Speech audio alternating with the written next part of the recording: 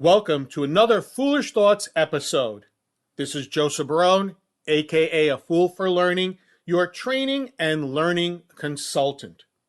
Our foolish thought for today is Dealing with Vendors, Part 1.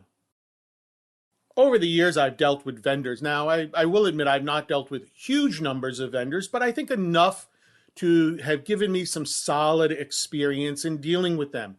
So I wanted to share with you some thoughts that I had in dealing with these vendors. When dealing with vendors, and this is one of the first things that you can do, is ensure that you are following the ethical code of your organization. What I mean by this is if your organization has a code or policy or guidelines that state you cannot receive anything more than a certain dollar amount, then don't exceed that. For example, if a current vendor or potential vendor gives you a mug with their logo, to be honest, most organizations don't have a problem with that. If the vendor or potential vendor gives you a couple of pens and pads with their logo on it, again, most organizations have no problem with that. If you're at a conference and the vendor you are dealing with invites all of their clients, you included, and potential clients, maybe to a happy hour at the hotel lobby, most likely it's not going to present a problem. If a vendor wants to send you to a resort for 3 days with your spouse at no cost, problem. Your organization may not check if the vendor sends you to that all expense paid resort, but it will put you in a bad situation with your employer. And if you're dealing with a vendor that is slightly unethical, it may backfire on you. Also remember, some of your colleagues.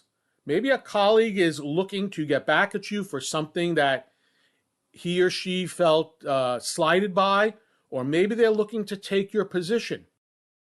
They can use this. They can use this failure to do this to follow the guidelines against you. Keep that in mind. Second, and again, this is me, if I had to meet a vendor outside of the office, I always met in a public space. I wanted no one to think that I was trying to hide who I was meeting with. My thoughts may seem outdated to some, but it ensured that no one could accuse me of violating my organization's rule.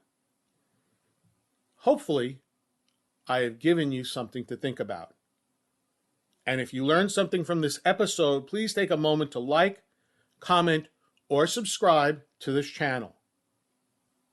To learn more about A Fool for Learning and how I can assist you and your organization with an appropriate learning solution to meet your business needs, please visit my website at afoolforlearning.com. This is Joseph Barone, the CEO of A Fool for Learning, signing out. Remember, learn, perform, succeed.